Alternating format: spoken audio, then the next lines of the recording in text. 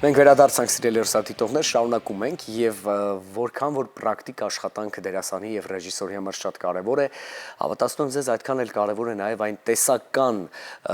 գիտելիքները, որոնք մենք փորձում ենք ընկալել եւ հասկանալ գրականությունից տեսական, ու ունենք հրաշալի հնարավորություն գործ ունենալ մի գրքի հետ, որն այլևս թարգմանված է հայերեն։ Մեր հյուրը հիմնել է լուսագիր հրատարակչությունը, որը մի քանի օր առաջ հրատարակել է Ուոլթեր Մերչի մոնտաժի արվեստը գիրքը։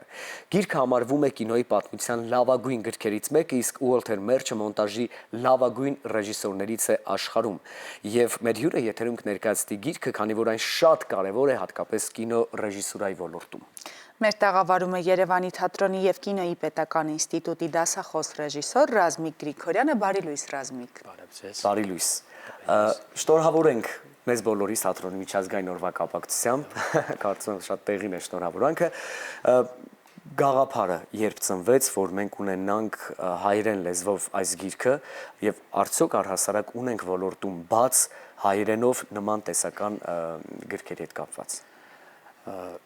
Գաղափարը ինձ մոտ եղել է դեռևս ուսանողական տարիներին։ Ես միշտ ցավ եմ զգացել, երբ որ մեր դասախոսները մտնում էին ու մեզ տալիս էին ցանկ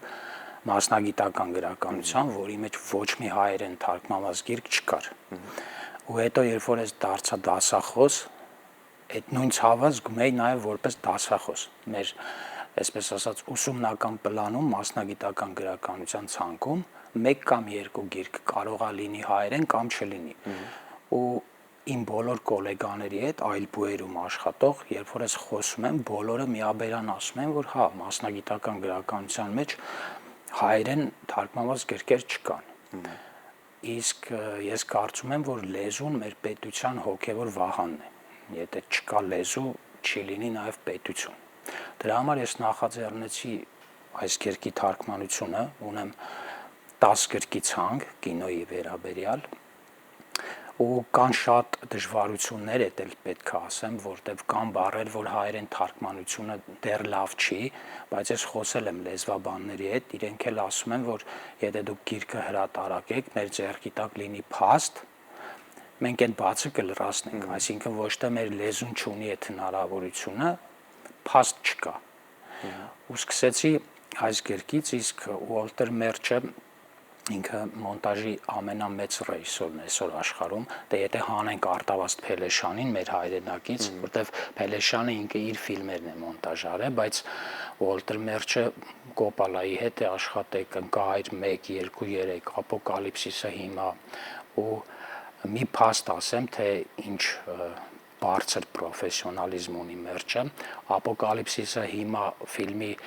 ժապավենի երկարությունը այս գրքում ասում է 381 կիլոմետր է եղել, այսինքն 230 ժամ նյութ է եղել, ու Ուոլթեր Մերչը ասում էր, որ Կոպալան շատ երկար էր նկարում, 8 դուբլ նկարել է Կոպալան, 8-ն էլ ստացված, պատկերացնում եք, հանճարեղ ռեժիսոր, 8 դուբլ, 8-ն էլ ստացված, ու Ուոլթեր Մերչը այդ 8 դուբլից ընտրել է մեկը եւ Կոպալային ապացուցել է, որ այդ մի դուբլը ավելի լավն է, քան այն մնացած 7-ը։ Ու երկրորդ փաստը անգլիացի հիվանդը ֆիլմի մոնտաժի ժամանակ, երբ որ Ուոլթեր Մերչի տղան պետք է վիրահատվեր, Ուոլթեր Մերչը ռեժիսորին տեղյակ է բան, որ ինձ փոխարինեք, ես պետք է վերադառնամ տուն, ու ռեժիսորն ու պրոդյուսերը որոշում են, որ մոնտաժնի համակարգիչները բերեն հավաքեն Ուոլթեր Մերչի նկուղում, այդ զողողությանը գնում են մենակ նրա համար, որ Մերչը մոնտաժի իրենց ֆիլմը, այսինքն սա խոսում է իմ կարծիքով անփոխարինելի մասնագետ լինելու մասին։ Ու ես կարծում եմ, որ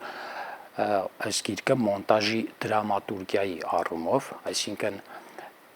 տեխնիկական հնարքներ չկան այս գրքում։ Այն մարդիկ, ովքեր մոնտաժին վերաբերում են միայն տեխնիկական հնարքներ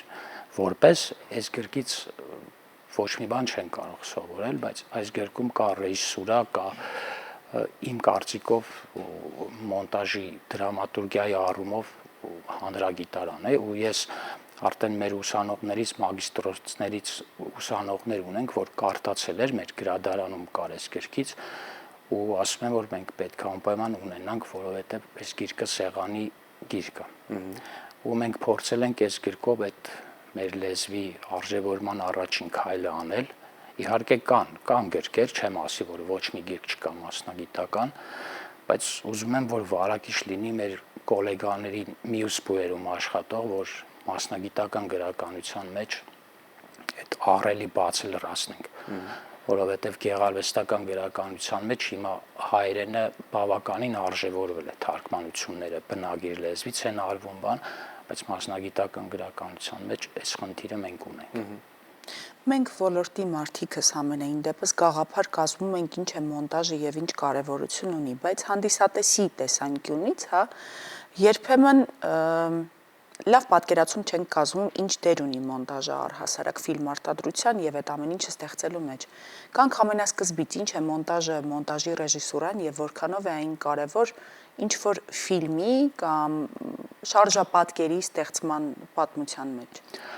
Այսպիսի խոսք կա, ասում են ֆիլմը ծնվում է 3 անգամ, թղթի վրա նկարահանման հրապարակում եւ մոնտաժից հետո։ Ու շատ կինոյի մասնագետներ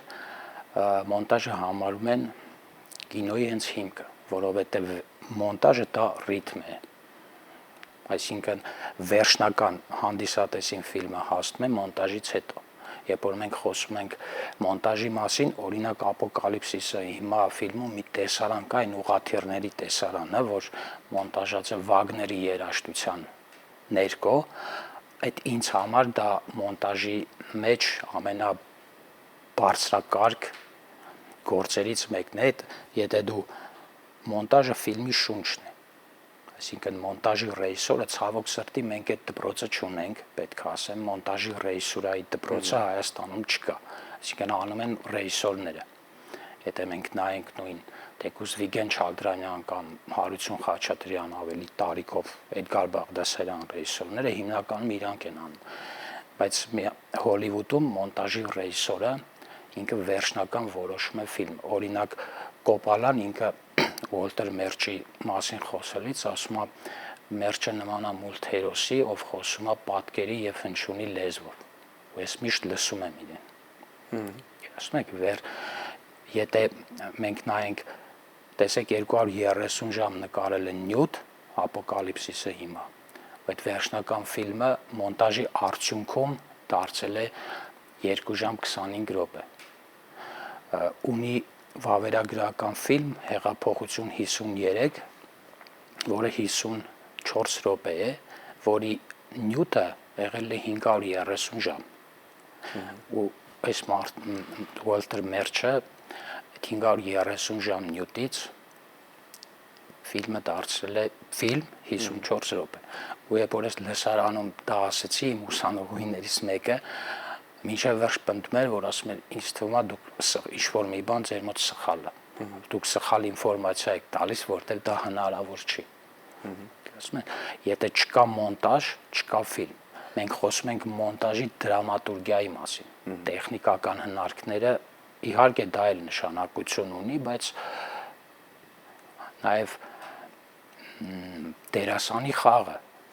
էլի մոնտաժի արդյունք, օրինակ եթե մենք նայենք Գրիֆիթին, Գրիֆիթը որ մոնտաժի մեջ շատ մեծ զուգահեռ մոնտաժ, խաչաձև մոնտաժի հիմնադիրներ, նա նաև դերասանական խաղի ռեֆորմներ ունի արած, ու հենց խոշոր պլանի միջոցով ինքը արտահայտեց մարդու ներքինը, դա մոնտաժի միջոցով արեց։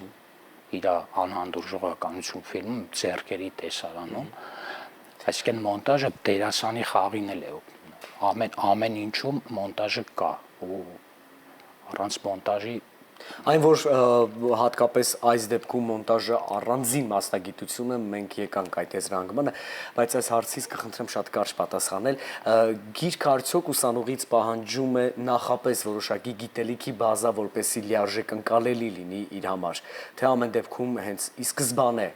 առաջին քայլերը անելիս կարող ենք ծանոթանալ գրքին ու շատ բան բացահայտել։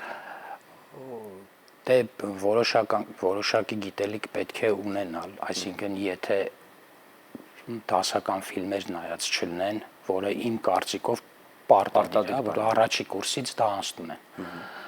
Եթե չգիտեն կինոն ինչ է, այս գիրքը բնականաբար չի կարող։ Իհարկե, ինձ թվում է մասնագիտական ցանկացած գիրք ինքը ինչ-որ բազայից սկսվում է։ Իհարկե սիրողական կինո սիրողներն էլ կարող են ընթերցել, բայց այն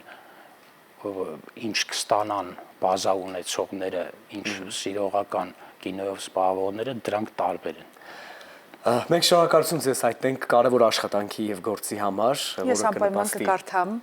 Անպայման ոլորտի ներկայացուցիչներին։ Շնորհակալ ենք, որ օրը սկսեցիք մեզ հետ։ Սիրելի հեռուստադիտողները, մենք խոսում ենք մոնտաժի արվեստը գրքի մասին, որը հայերեն է, յուրաքանչյուր հետաքրքրվող մարդ այս ոլորտի կարող է ձեռք բերել։ Եվ մեր հեռուստադիտողները ինձ թվում է նոր մեծ բացահայտում արեցին այս զրույցի ընթացքում, այո, սիրելի հեռուստադիտողներ, այն ինչ դուք տեսնում եք 2 ժամվա ընթացքում, դրա վրա աշխատանք է, դա նյութ է, որը 150-ից առնվազն 250 ժամ տևողություն ունի, որը դուք արդեն տեսնում եք փաթեթավորված եւ գեղեցիկ։ Եվ որն էլ ամիսների աշխատանք է նույնիսկ։ Մնացեք մեզ հետ, մենք շարժվում ենք առաջ, սա Առավոտ լուսոն է։